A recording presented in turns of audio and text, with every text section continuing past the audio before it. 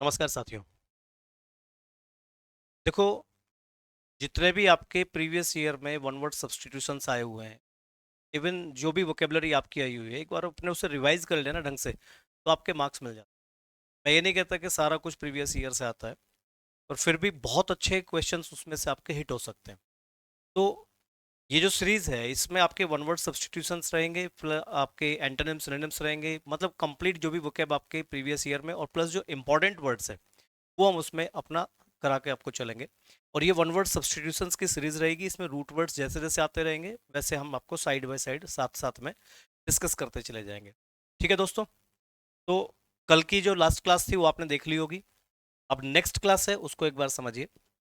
ये क्वेश्चन है, सभी एग्जाम्स में आए हुए हैं और रिपीटेडली आए हुए हैं। ऐसा नहीं है कि एक ही बार ये क्वेश्चन आया और उसके बाद कभी नहीं आया, रिपीटेडली ये क्वेश्चन आए हुए हैं। चलो देखते हैं।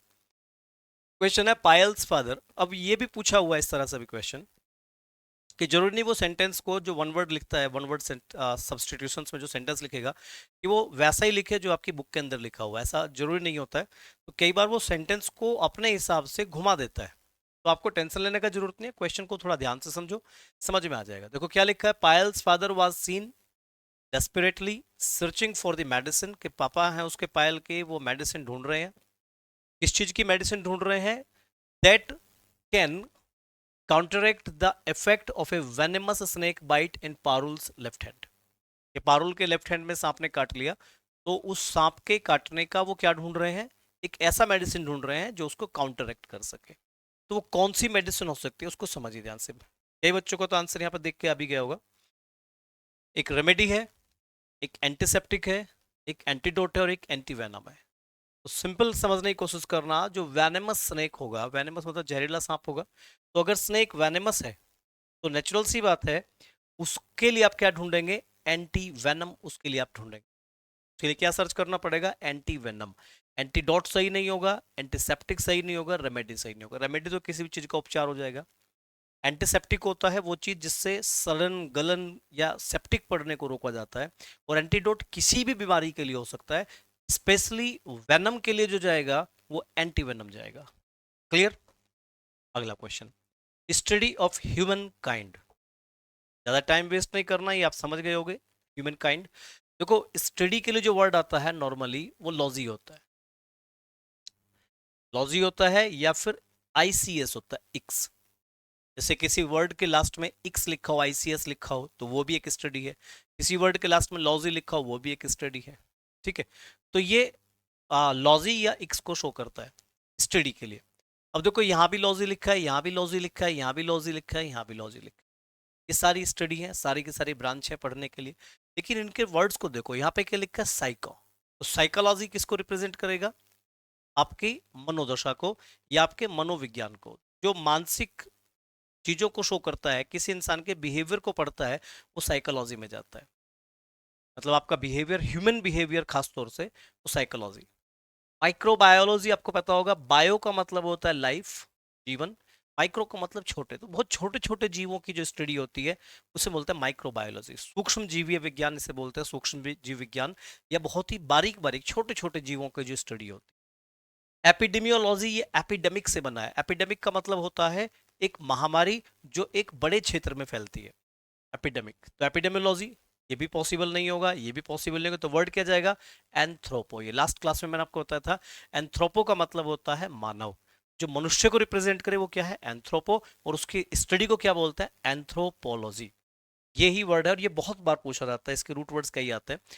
जैसे इसमें एक एल्ट्रुइस्ट होता है, ठीक है ना। एक इसमें मतलब जो ऐसा व्यक्ति, अल्ट्रुइस्ट मैंने बताया भी था, ऐसा व्यक्ति जो किसी ह्यूमन बीइंग या मैनकाइंड के बारे में, ज्यादा वेलफेयर के बारे में सोचता है, या वो व्यक्ति जो मनुष्य जाति के डेवलपमेंट के लिए काम करता है, उसे फिलेंथ्रोपिस्ट भी कह सकते हैं, उसमें भी एंथ्रोपो वर्ड आता है, या उसको एक वर्ड अल्ट्रुइस्ट चलता है। चलिए, हैपनिंग रिपीटेडली, ध्यान से देखो, हैपनिंग रिपीटेडली, वो चीज जो बार बार रिपीट होती है। तो देखो इसमें एक तो वर्ड इसमें री लिखा है, यहाँ पर री मतलब रिपीट होने को रिप्रेजेंट करता है। जैसे इसमें वर्ड है रिकरेंट, यहाँ पे वर्ड है रिग्रेशन, यहाँ पे वर्ड है रिक्यूपरेट। तो इसको समझ लो ध्यान से। रिग्रेशन जो वर्ड होता है इसको तुम याद कर सकते हो, ग्रीस से याद कर लो। ग्रीस आपने सुना होगा ना, ग्रीस चिकनी चिकनी एक मतलब केमिकल टाइप का होता है। तो मान लीजिए एक पोल है, उस पोल पे आपने ग्रीस लगा रखा है, तो तुमने यहां से चलना शुरू किया और यहां तक पहुंच गए, ठीक है। और ग्रीस लगने से क्या होगा कि जहां से तुम पहुंचे हो, जहां से तुमने चलना स्टार्ट किया है, अगर उस पोल पे ग्रीस लगा हुआ है तो आप वापस वहीं पे पहुंच जाओगे। तो इसे बोलते हैं रिग्रेशन। यानी कि किसी चीज पर ग्रीस लग गया तो उससे जो घर्षण बनेगा आप उल्टे वहीं पहुंच जाएंगे, मतलब फिसल के वापस वहीं पहुंच जाना। तो रिग्रेशन का तो मतलब क्या होता है, वापस अपनी पहली स्टेज पे पहुंच जाना। ये रूट वर्ड्स को समझ लो या फिर इसे निमोनिक मेथड में याद कर लीजिए। रिग्रेशन का मतलब होता है वापस से उसी जगह पे पहुंच जाना, जो आपकी इनिशियल स्टेज थी वहीं पे वापस पहुंच जाना, उसे क्या बोलते हैं, रिग्रेशन। ठीक है, तो ये तो वर्ड नहीं जाएगा, वापस से पहुंच गया तो। रिक्यूपरेट होता है, इसको ध्यान रखो, री का मतलब फिर से। और आप इसे कैसे याद कर सकते हैं, इस वर्ड को बताता हूं। री मतलब वापस से ऊपर आना, ऊपर से याद कर लोगे। रिक्यूपरेट का मतलब वापस से ऊपर आना, यानी कि समझिएगा, इसे मान लीजिए आप बीमार पड़ गए, बीमार पड़ने के बाद आपने चारपाई पकड़ ली, आप पे उठा नहीं जा रहा, फिर आप ठीक हुए, और ठीक होने के बाद वापस से आप अपनी स्टेज में ऊपर आ गए। जैसे मतलब खुद को वापस से ऊपर लाना, रिक्यूपरेट। री मतलब वापस से, उपरेट मतलब ऊपर आना, खुद को फिर से जीवित करना, खुद को फिर से स्वस्थ करना। तो इसका मतलब भी पॉसिबल यहाँ पे नहीं है। इसका मतलब होता है स्वस्थ होना, वापस से अच्छा हो जाना। इसका मतलब है शुरुआत स्टेज में वापस पहुंच जाना। तो ये दोनों वर्ड तो नहीं होंगे, ठीक है। एक होता है रेपर्ट, एक होता है रिकरेंट। तो ये तो रिपीटेडली पूछ रहा है ना, तो रेपर्ट भी सही नहीं जाएगा, वर्ड कह जाएगा रिकरेंट। करंट का मतलब प्रवाह, और रिकरेंट का मतलब होता है वापस से या रिपीटेडली कोई चीज बार बार बार बार होना, उसे बोलते हैं रिकरेंट। क्लियर है पॉइंट। चलिए नेक्स्ट वर्ड आइए, अगले वर्ड पे देखिए। नेक्स्ट है कीपर ऑफ। कीपर की सेंस होती है कीपर या कस्टोडियन। कीपर भी कह सकते हैं, ऐसे क्या बोल सकते हैं, कस्टोडियन बोल सकते हैं। कस्टोडियन का होता है जो व्यक्ति जो किस चीज की कस्टडी रखता है। तो एक कीपर है या कस्टोडियन है किस चीज का, म्यूजियम का या अदर कलेक्शंस का। खासतौर से क्रिकेट पिच का भी आता है। तो एक ऐसा व्यक्ति जो क्रिकेट पिच का या किसी भी म्यूजियम का एक संरक्षक होता है, उसे क्या बोलते हैं। तो देखो ध्यान से, ग्राफर तो हो नहीं सकता, ये तो लेखन की सेंस में आएगा। ग्राफी को मैंने लास्ट क्लास में बताया था, ग्राफी का मतलब होता है राइटिंग। कोई भी चीज जो लिखी जाती है उसे राइटिंग बोलते हैं, ठीक है। तो कार्टोग्राफर तो होगा नहीं, इसका मतलब तो नक्शे बनाने वाला होता है। शॉफर जो होता है ये होता है ड्राइवर, ये भी नहीं होगा। ड्राइवर, किसी गाड़ी का जो प्रोफेशनल ड्राइवर होता है उसे क्या बोलते हैं, शॉफर। कलीग्राफर, ये भी लेखन से संबंधित आ जाएगा, ये लास्ट क्लास में आया था। कली का मतलब सुंदर और ग्राफर का मतलब लेखक।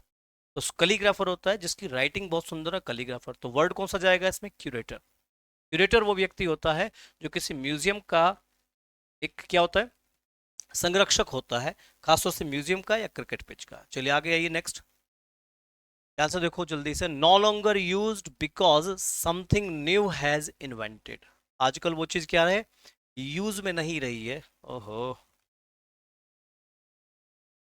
नो लॉन्गर यूज्ड, आजकल वो चीज यूज में नहीं रही है, because something new has been invented. Use में नहीं रही, क्यों यूज में नहीं रही, क्योंकि कुछ नया इन्वेंट हो चुका है, नई नई चीजें आ चुकी हैं, इसलिए पुरानी चीजें यूज में नहीं रही हैं। तो क्या बोलेंगे इसको, देखो ध्यान से। एक है ऑर्नामेंटल, एक है ऑब्सोलीट, एक क्लासिक, एक एंशिएंट। समझ गए होंगे कुछ बच्चे, तो आसानी से देखे होंगे इसको। ऑर्नामेंटल होता है ऑर्नामेंट से बना हुआ, यानी कि साज सजावट, मतलब उन चीजों से बना हुआ जिसमें बहुत ही सजावटी चीजें होती है, तो ऑर्नामेंटल तो सही वर्ड नहीं है।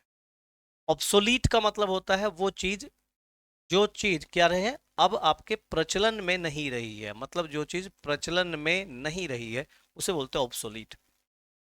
यानी कि अब ये बात बहुत लेट हो गई है, ऑब्सोलीट, अब इसका कोई फायदा नहीं है। क्लासिक का मतलब होता है एक स्टैंडर्ड मॉडल को बोलते हैं, स्टैंडर्ड मॉडल ऑफ समथिंग। जैसे क्लासिक बुलेट आपने देखी होगी, बाइक आती है एक, क्लासिक मतलब जो पहले से चली आ रही है वही प्रोटोटाइप उसका है, उसी पैटर्न में वो बनी हुई है। तो जो अपने प्रीवियस स्ट्रक्चर को रिप्रेजेंट कर रहा है वो क्या होता है, वो क्लासिक होता है। मतलब उसमें कोई बहुत ज्यादा चेंज नहीं हुआ है, पहले भी यही थी अब भी यही है, क्लासिक है ना। क्लासिक मतलब जिसमें अपनी मूल चीजें जुड़ी हुई हैं, उसने अपने मूलभूत सिद्धांत को छोड़ा नहीं है, वो क्लासिक होता है। और एंशिएंट मतलब पुराना, प्राचीन। अब देखो, एंशिएंट भी प्राचीन है और ऑब्सोलीट भी प्राचीन है, दोनों में फर्क समझ के चलो।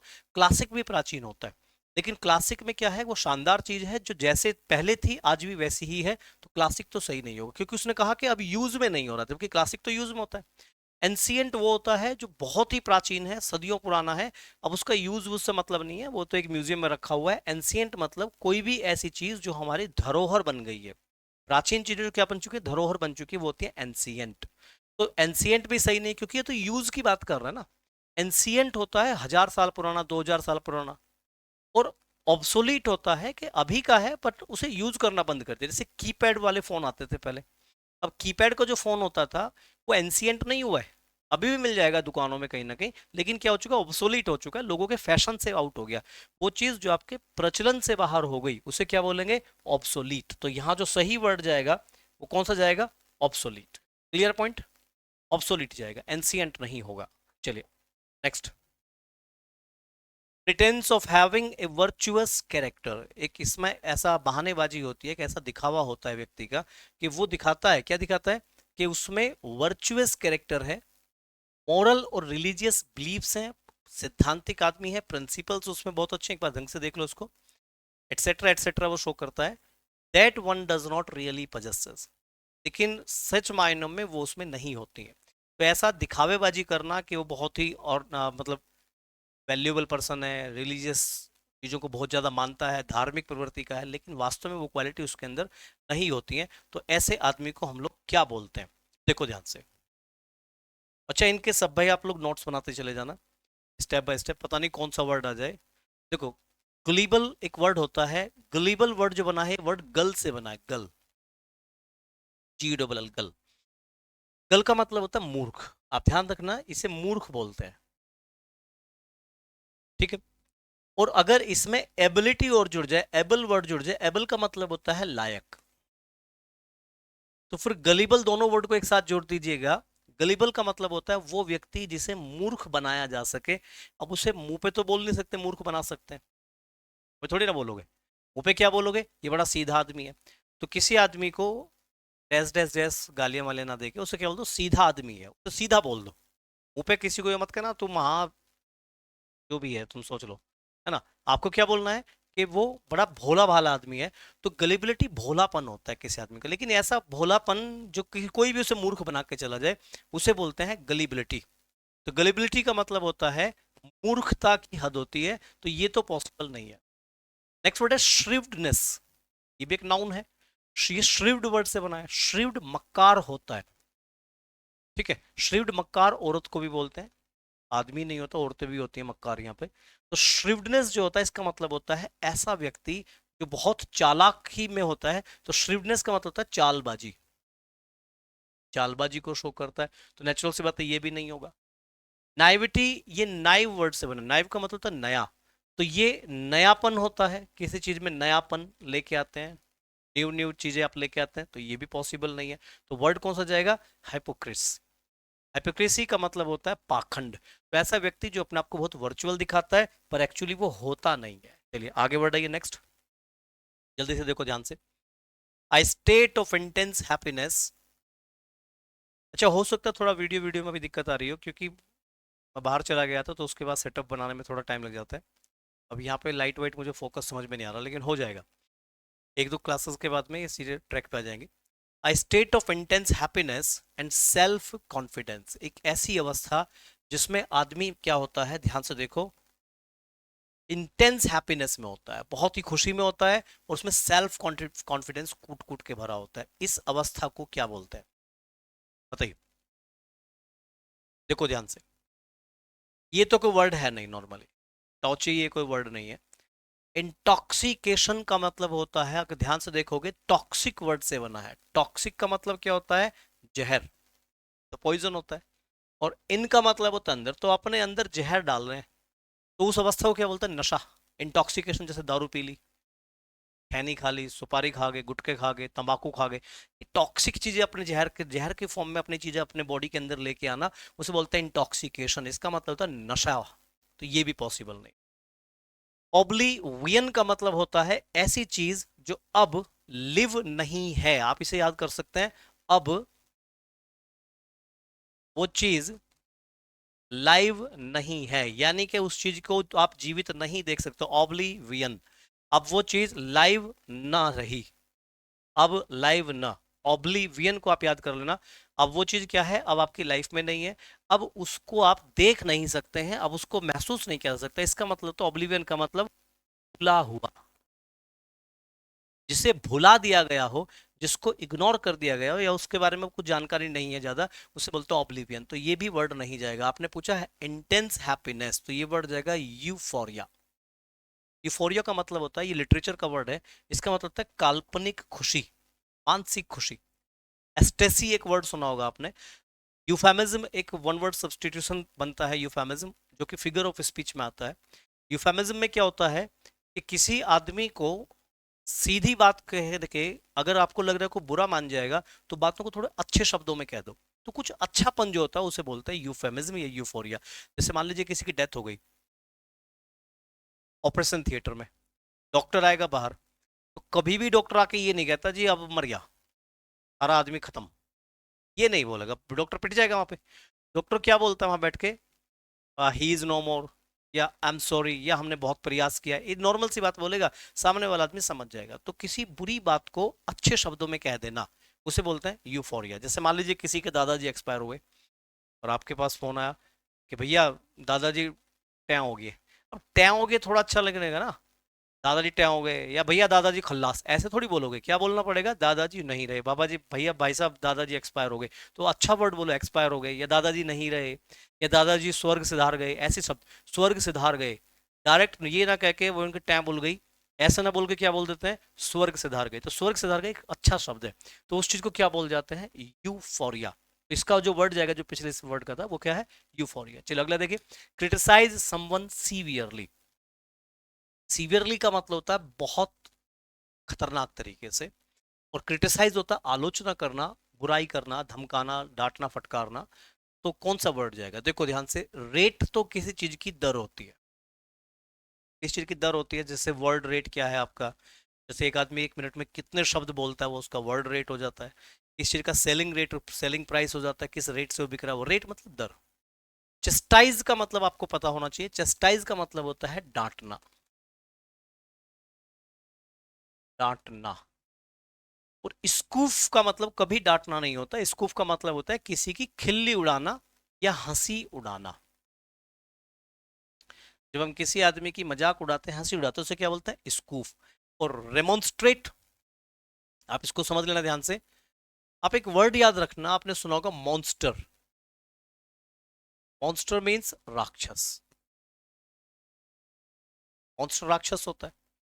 तो आप इसे राक्षस को समझिए। मान लीजिए आप एक सोसाइटी में रहना शुरू करते हैं, और उस सोसाइटी में दो चार लड़के आ जाते हैं या चार पांच लोग आ जाते हैं, और राक्षस प्रवृत्ति के लोग हैं, वहीं मांस खा रहे हैं, हड्डियां फेंक रहे हैं, कहीं पे जाल पे फेंक रहे हैं, कहीं कुछ कर रहे हैं, कभी गाने बजा रखे हैं, कभी गालियां दे रहे हैं एक दूसरे को बैठे हुए। तो उससे क्या, राक्षस प्रवृत्ति के लोग आ गए। तो कहीं पर राक्षस प्रवृत्ति के लोग आ गए, तो आप उन्हें पसंद तो करेंगे नहीं, तो क्या करेंगे, सोचेंगे इनको भगा दें। तो रेमोन्स्ट्रेट का मतलब होता है कि राक्षसों को भगाना, या उनके साथ शामिल ना होना, या किसी के साथ घुल मिल के ना रहना। यानी रेमोन्स्ट्रेट का मतलब होता है किसी को क्या करना, ध्यान से देखना इसका मतलब क्या होगा। रेमोन्स्ट्रेट का मतलब होता है नापसंद करना, एक तो सेंस इसकी नापसंद की सेंस में आएगी। विरोध करना आपने सुना होगा, रेमोन्स्ट्रेट मीन्स विरोध करना। जब किसी आदमी का विरोध किया जाता है या किसी पे आपत्ति जताई जाती है, उसे रेमोन्स्ट्रेट बोलते हैं कि भैया तुमने यहाँ पे तांडव मचा रखे हैं, इसको थोड़ा ठीक कर लो। रेमोन्स्ट्रेट मीन्स आपत्ति जताना। तो ये भी नहीं जाएगा, ये भी नहीं जाएगा, ये भी नहीं जाएगा। वर्ड कौन सा जाएगा, चेस्टाइज, डांटना। इसका जो क्रिटिसाइज सीवियरली का वर्ड होगा डांटना। चलिए नेक्स्ट आइए। यूज फायर ऑफ सेलिब्रेशन, जब किसी चीज का सेलिब्रेशन करते हैं और सब आग जला देते हैं, या पटाखे छोड़ देते हैं, जो भी चीज होती है, आतिशबाजी करते हैं, उसे क्या बोलते हैं। एजेंडा तो मीटिंग होती है, मीटिंग में जो भी मुद्दे को लेके बात करते हैं वो होता है एजेंडा, जो मुद्दे हैं किसी मीटिंग के, एजेंडा ये वर्ड नहीं होगा। कैंपेन होता है जब आप एक किसी चीज को, जैसे एक बिजनेस प्रोफाइल है, उसकी आप जिम्मेदारी उठाते हैं और वहां पर एक मीटिंग ऑर्गेनाइज करते हैं, जिसमें एक क्या किया जाता है, अभियान चलाया जाता है किस चीज को लेकर। आपने एक मीटिंग की कि भाई साहब आज से हम जो ना, नगर निगम ने बोल दिया सारे के सारे होर्डिंग उतर जाएंगे, तो सारे होर्डिंग्स उतर जाएंगे, तो नगर निगम ने क्या किया, एक कैंपेन चलाया। तो कैंपेन का मतलब होता है अभियान। कैंपेनिंग सुना होगा, जैसे एडवर्टीजमेंट करते हैं लोग, अपना कैंपेन चलाते हैं। तो कैंपेन मीन्स एक अभियान होता है जो किसी चीज को प्रमोट करने के लिए यूज किया जाता है, तो कैंपेन भी नहीं जाएगा। अब फायर के दो वर्ड है, एक क्रॉस फायर लिखा है, एक बॉन फायर लिखा है। अब क्रॉस फायर होता है कि इधर से भी गोली चलाई, इधर से भी गोली चलाई, वो क्रॉस फायर हो जाती है। जैसे फिल्मों में देखा होगा ना, पुराने नाटक में देखा होगा, महाभारत रामायण वगैरह में, कि इधर से रामचंद्र जी ने भाई साहब तीर छोड़ा, तो वो तीर जा रहा है, जा रहा है, जा रहा है, उधर से रावण का तीर आ रहा है, आ रहा है, दोनों आपस में टकराए, लाइट्स जली, फिर दोनों खत्म करके। ये होते क्रॉस फायर।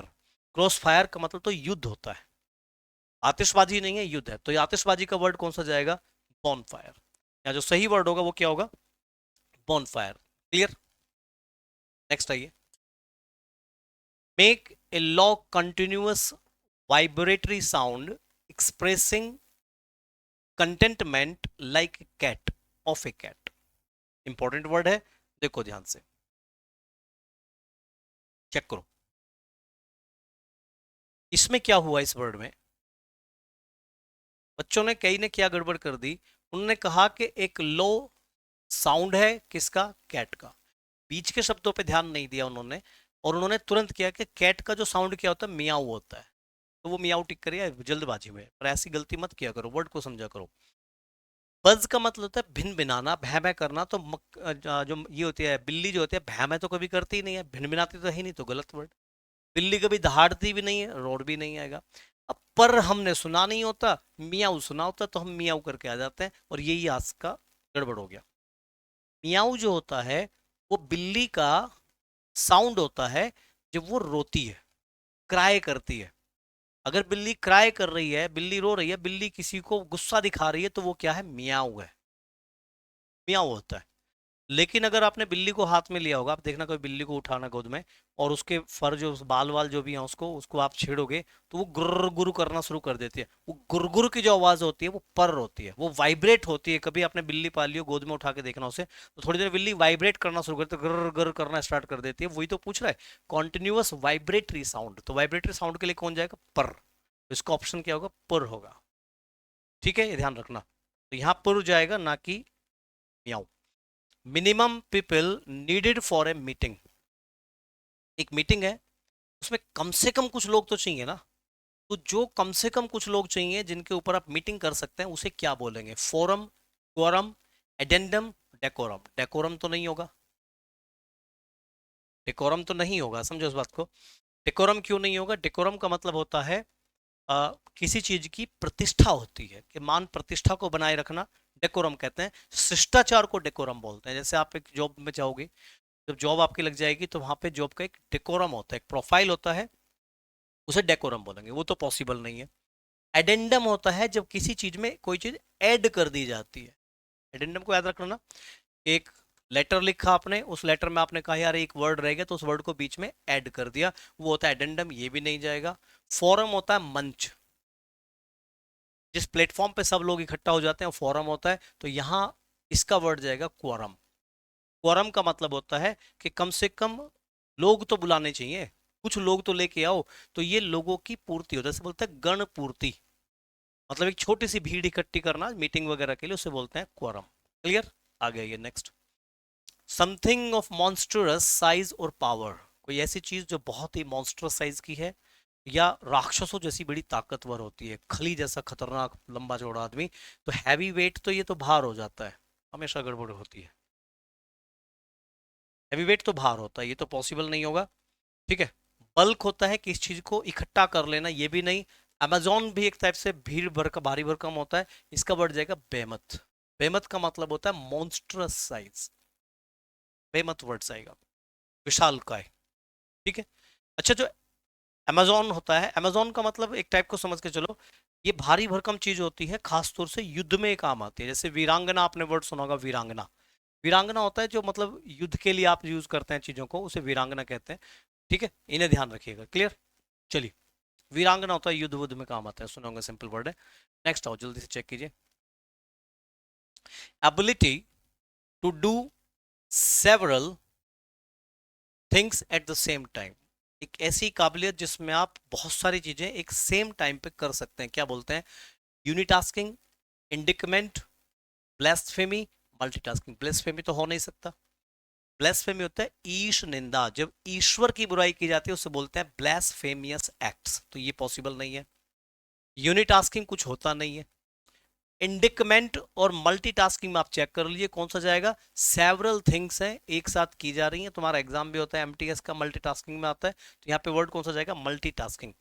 यूनिटास्किंग होता है वर्ड, ऐसी बात नहीं है, लेकिन यूनिटास्किंग का मतलब होता है एक टाइम पर एक काम। आप समझिए, यूनिटास्किंग में क्या होता है, एक टाइम पर एक काम। मल्टीटास्किंग होता है एक टाइम पर बहुत सारे काम। और ब्लास्फेमी ईश्वर की बुराई, किसी के धर्म के खिलाफ बातें कर देते हैं, वो ब्लास्फेमी चला जाता है, ठीक है। और इंडिकमेंट का मतलब होता है, इंडिकमेंट मतलब किसी आदमी पर आप जब आरोप लगा देते हैं, इसे बोलते हैं अभियोग लगाना, ये अभियोग हो जाएगा। किसी आदमी पर आरोप लगा दिए जाते हैं, ब्लेम करते हैं। चलो, स्पोकन और done without any previous thought और प्रिपरेशन, कोई ऐसी चीज जो आपने की और ना तो उसकी कोई पहले से प्रिपरेशन आपने की है और ना ही उस चीज के बारे में पहले कभी सोचा है, आप गए और आपने जाते ही काम करना स्टार्ट कर दिया। सिंपल वर्ड है एक्सटेम्परी। एक्सटेम्परी, एक्सटेम्परी का मतलब होता है जिसकी आपने पहले से प्रिपरेशन ना की हुई हो, वो एक्सटेम्परी होता है। इनिशिएटिव नहीं जाएगा, मैडन नहीं जाएगा, इनॉग्रल नहीं जाएगा। इनॉग्रल का मतलब होता है किस चीज का जब हम उद्घाटन करते हैं वो इनॉग्रल है। इनिशिएट होता है शुरू करना किसी चीज को, ये शुरुआत होती है किसी चीज की। और मैडन होता है अनटच्ड, ये अनटच्ड होता है मैडन। क्लियर?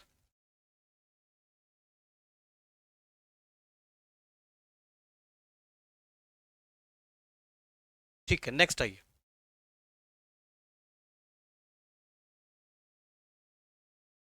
अगला है someone who pretends, someone who pretends to have certain moral standards, कोई ऐसा आदमी जो दिखाने की कोशिश करता है कि उसमें मॉरलिटी बहुत ज्यादा है, नैतिकता बहुत ज्यादा है, जबकि ध्यान से देखें तो सीक्रेटिवली वो पर्सन जो है वो प्रैक्टिस करता है दोज वेरी मॉरल लैप्सेस, कि उसके अंदर नैतिकता की बड़ी कमी है, लेकिन वो दिखाता है कि बड़ा नैतिक है। सेम वही वर्ड है, पहले भी आ चुका है, हाइपोक्रिट। हाइपोक्रिट का मतलब होता है पाखंडी, ढोंगी। ढोंगी पाखंडी होता है। बहुत से जैसे साधु संत के भेष में बैठे रहते हैं, नाम नहीं लेते हैं उसका, लेकिन आपने सुने होंगे, साधु है और भाई साहब जेल पहुंच गया, वो हाइपोक्रिट होता है। चलिए, कंपल्सन टू टेल लाइज, ये पिछली क्लास में भी आया था, पिछली वीडियो में आया था। मिथ का मतलब झूठ होता है, ध्यान रखो।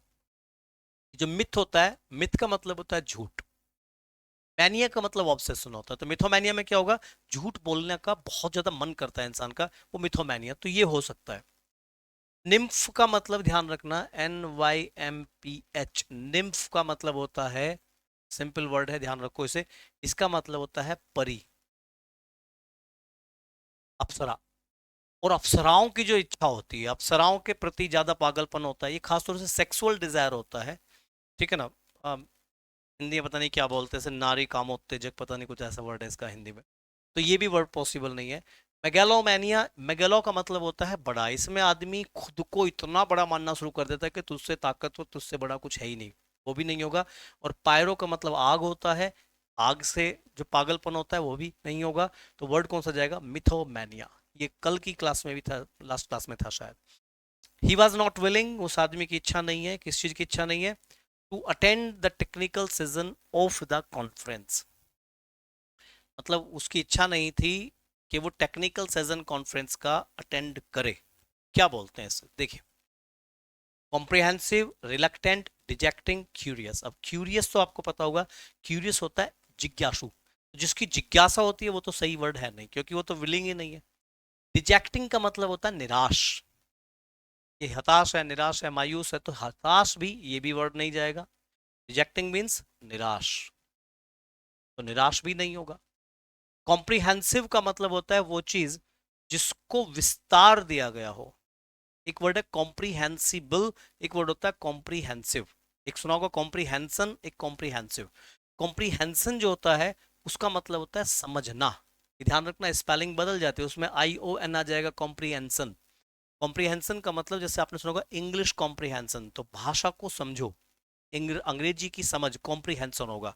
और अगर वो कॉम्प्रिहेंसिव है तो उसका मतलब है विस्तार, जिसको बढ़ा के लिखा गया हो वो कॉम्प्रिहेंसिव है, तो ये भी नहीं जाएगा। वर्ड क्या जाएगा, रिलक्टेंट।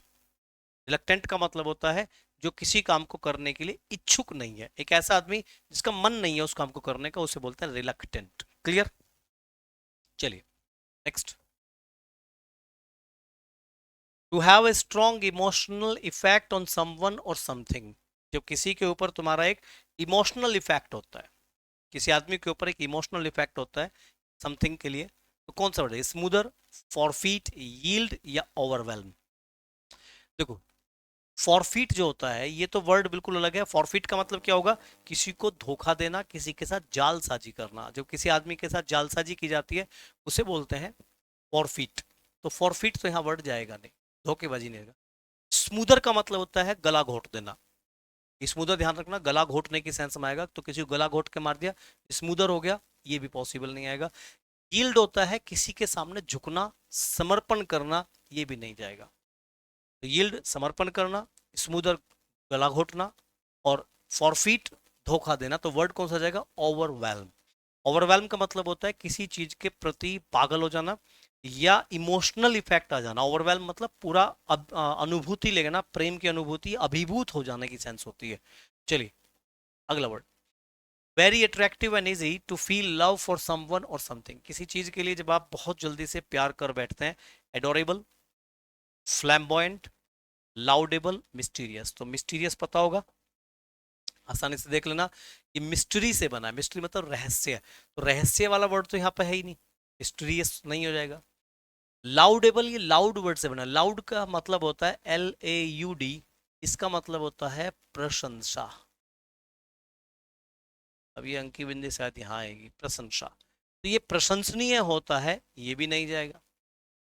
फ्लैम्बॉयंट, इसका मतलब होता है शानदार। एक ऐसी चीज जो बहुत ही तेजी से मतलब अपना इंप्रेशन छोड़ती है, उसे बोलते हैं फ्लैम्बॉयंट। तो फ्लैम्बॉयंट भी नहीं जाएगा। आकर्षक चीजों को बोल सकते हैं फ्लैम्बॉयंट, वो भी नहीं जाएगा। बचा क्या आपके पास में? एडोरेबल। एडोरेबल होता है वो चीज बहुत अट्रैक्टिव है, प्रशंसनीय है, एडोरेबल। ये भी प्रशंसनीय होता है, ये भी प्रशंसनीय होता है, लेकिन दोनों में फर्क ये है, ये जो लाउडेबल है ये है कि बहुत जोर जोर से आप उसकी प्रशंसा करते हैं, चारों तरफ उसकी ख्याति बताते हैं। लेकिन एडोरेबल होता है जो इंप्रेसिव है, वो चीज है जिससे प्रेम हो जाता है। एडोरेबल से प्रेम हो जाएगा और बोल बोल के उसकी तारीफ करने शुरू कर दोगे, वो लाउडेबल हो जाएगा। रिलेट कर लीजिएगा, लाउडेबल में आप उसकी तारीफ हो जाती है, लोग उसके बारे में बताते हैं, लेकिन एडोरेबल में उसके प्यार में फंस जाओगे। अट्रैक्टिव और इजी टू फील लव है। ठीक है, चलिए भाई एक सेकंड, टाइम दीजिए।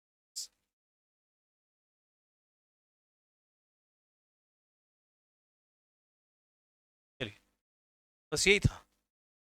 ओहो, चलिए भाई, यहाँ तक आप रहे तो थैंक यू वेरी मच सभी को। और अब नेक्स्ट क्लास में इससे अगले वन वर्ड सब्स्टिट्यूशन देखेंगे, और जल्दी में ही हम लोग लेके आएंगे भाई एंटोनिम सिनोनिम्स भी। तो स्टे कनेक्टेड रहिए, साथ में पढ़ते रहिए, नोट्स बनाते रहो, और जो मेरे ऑफलाइन के स्टूडेंट्स हैं मैं उनसे इसको रेगुलर सुनना स्टार्ट कर दूँ। ठीक है, थैंक यू, नमस्कार।